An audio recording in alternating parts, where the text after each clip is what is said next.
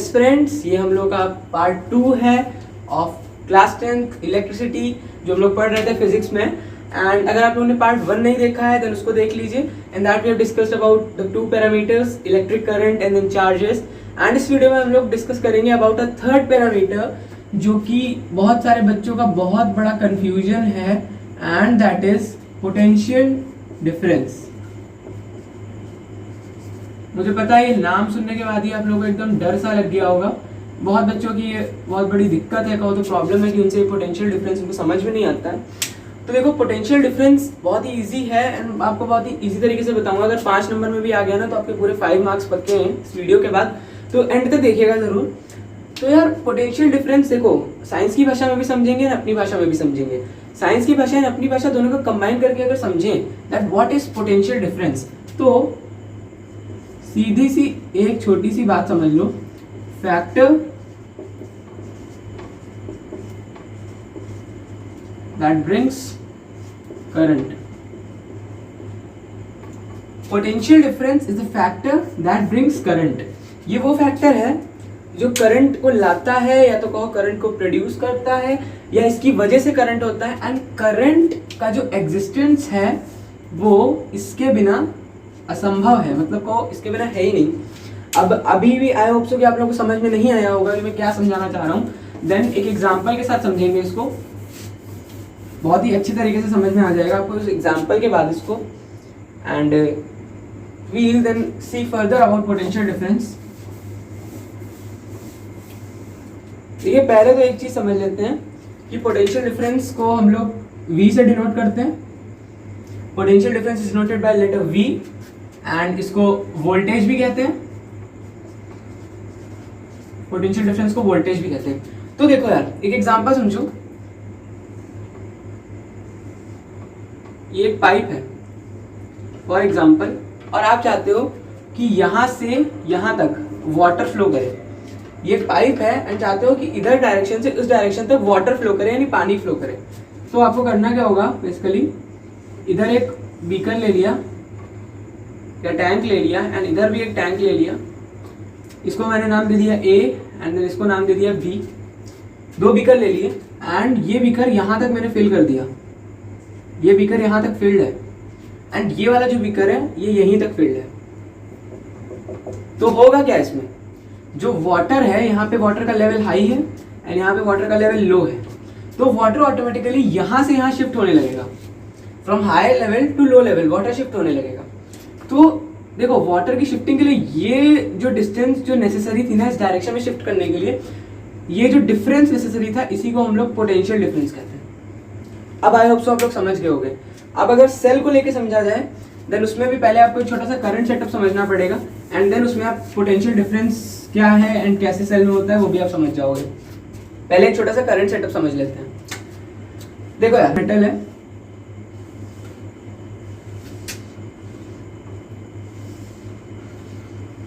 ये एक मेटल है आपका एंड जैसा कि आपको पता है कि मेटल में फ्री इलेक्ट्रॉन्स होते हैं।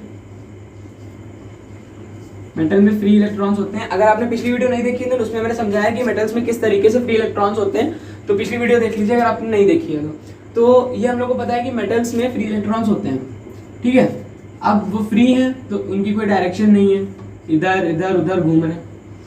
इस फ्री इलेक्ट्रॉन्स को या इन फ्री इलेक्ट्रॉन्स को एक पर्टिकुलर डायरेक्शन देने के लिए, एक इनको पर्टिकुलर मोशन कराने के लिए जिस चीज की जरूरत होती है दैट इज पोटेंशियल डिफरेंस। तभी हम लोग कहते हैं it's a factor that brings current. तो इसको मोशन इसमें सेटअप करने के लिए हम लोग इसको एक सेल या तो कहो एक बैटरी से जोड़ देंगे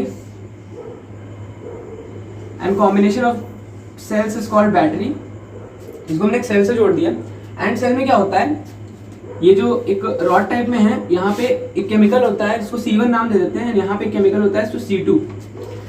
10th में हम लोग इतना डेप्थ में नहीं जाना है तो केमिकल्स के बारे में पढ़ने की जरूरत नहीं है। Higher classes will study about the internal structure of cell.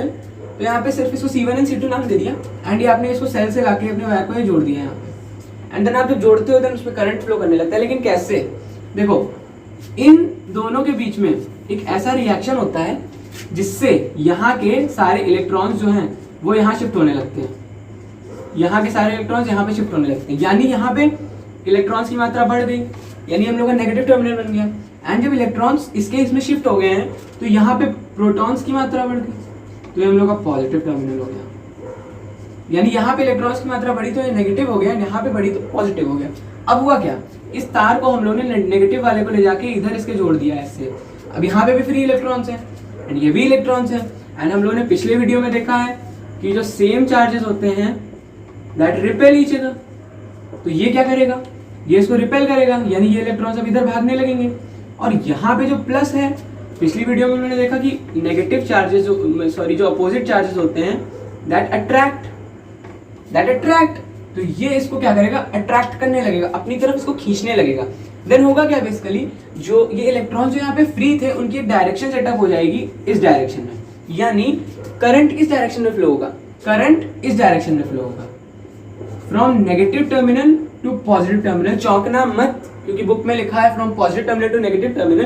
तो एक बात समझ लो, जब करंट की डिस्कवरी हुई, जब करंट को मतलब खोजा गया या कहो तो डिस्कवरी हुई इसकी, जब तब मतलब बहुत ही एंशिएंट टाइम में करंट की डिस्कवरी हो गई थी, तब इलेक्ट्रॉन की डिस्कवरी नहीं हुई थी। ये जो अपने ई भाई साहब हैं इनकी डिस्कवरी तब नहीं हुई थी, तब इनको कोई जानता नहीं था ये कौन है। तो इसीलिए जो पुराने लोग थे, जो एंशिएंट लोग थे, उन्होंने कंसिडर किया कि अब भाई हर चीज high concentration to low concentration जाती है। हाई देखिए यहाँ पे जैसे हम लोगों ने देखा हो बीकर वाले एग्जांपल में, वाटर ज्यादा से कम में गया, तो उस टाइम के लोगों ने भी सोचा कि जो करंट है वो प्लस से माइनस में ही जाएगा, यानी ज्यादा से कम में ही जाएगा।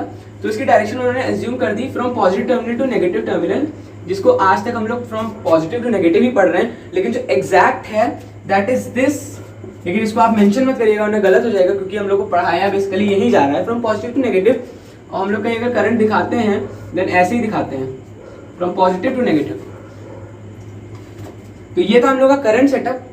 अब देखिए इसमें जरूरी क्या था, इसमें जरूरी ये था कि ये इलेक्ट्रॉन्स की मात्रा यहाँ पे बढ़ा दी गई, यानी यहाँ पे हाई लेवल इलेक्ट्रॉन्स का कर दिया एंड यहाँ पे लो लेवल अपने आप ही क्रिएट हो गया इलेक्ट्रॉन्स का। यानी यहाँ पे पॉजिटिव है प्रोटॉन्स है तो यहाँ पे भी प्लस प्लस गए, एंड ये नेगेटिव है यहाँ पे माइनस माइनस गए, यानी यहाँ पे इलेक्ट्रॉन्स की मात्रा बढ़ गई, यहाँ पे घट गई इलेक्ट्रॉन्स की मात्रा। तो ये बेसिकली हम लोगों ने किया क्या, इसमें हम लोगों ने किया कुछ नहीं, हम लोगों ने बस पोटेंशियल डिफरेंस क्रिएट कर दिया। हम लोगों ने पीटी क्रिएट कर दिया, अभी पोटेंशियल डिफरेंस है तो वी क्रिएट कर दिया। अब वी इसका ऐसे नहीं, चलो फिर से समझते हैं इसको ही। अब एक चीज बताओ यार, जो सेल ने ये इलेक्ट्रॉन्स को यहाँ तक जो हम कलेक्ट कर रहे हैं उसमें जो भेजा सेल ने, तो सेल ने कुछ वर्क किया ना, सेल ने कुछ काम किया ना। तो यहाँ पे हम लोग इसको एक फॉर्मूले से डिनोट कर सकते, that V is equals to W/Q। ये आपका एग्जाम में फॉर्मूला, इसको नोट कर लीजिए। एंड एग्जाम में भी आपको पूछा सकता है दैट डिफाइन वन वोल्टेज या डिफाइंड क्या कहते हैं आपका पोटेंशियल डिफरेंस। तो उसमें जो गाथा पूरी बताइए, गाथा लिखने के बाद ये फॉर्मूला बहुत इंपॉर्टेंट है, फॉर्मूला में V equals to W/Q। And एक अलग से भी क्वेश्चन आ सकता है दैट डिफाइन 1 वोल्ट, 1 वोल्ट को आप डिफाइन करो। मैं बोल रहा हूँ, नोट डाउन कर लीजिए। When 1 joule of work is done, when 1 joule of work is done to circulate 1 coulomb of charge, then the potential difference is said to be of 1 volt. अगर 1 जूल का काम हो रहा है 1 कोलम के चार्ज को सर्कुलेट करने में, तो जो हम लोग का पोटेंशियल डिफरेंस होगा वो हम लोग का 1 वोल्ट होगा। तो यहाँ पे फ्रेंड्स हम लोगों ने अपना पूरा पोटेंशियल डिफरेंस कवर कर लिया है अपने इस पार्ट 2 में। And we'll come up with the circuit diagrams and then Ohm's law and many more in this chapter. तो ये स्टूडेंट्स का बहुत ही मतलब कोई कॉम्प्लिकेटेड उनके समझ में नहीं आ रहा था, बहुत ही कठिन था उन लोगों के लिए। तो देखिए कितनी इजी तरीके से हम लोगों ने पूरा पोटेंशियल डिफरेंस कवर कर लिया है यहाँ पे। एंड ये पूरा आपका अगर आपका 5 मार्क्स का आता है तो ये पूरा आप पोटेंशियल डिफरेंस का जो बताया वो सब मेंशन करके अच्छे से एलैबोरेट करके अपना आंसर लिखेंगे। आपके 5 मार्क्स या 8 मार्क्स या 10 मार्क्स डजंट मैटर, जितने का भी उतने मार्क्स आपके एकदम पक्के हैं।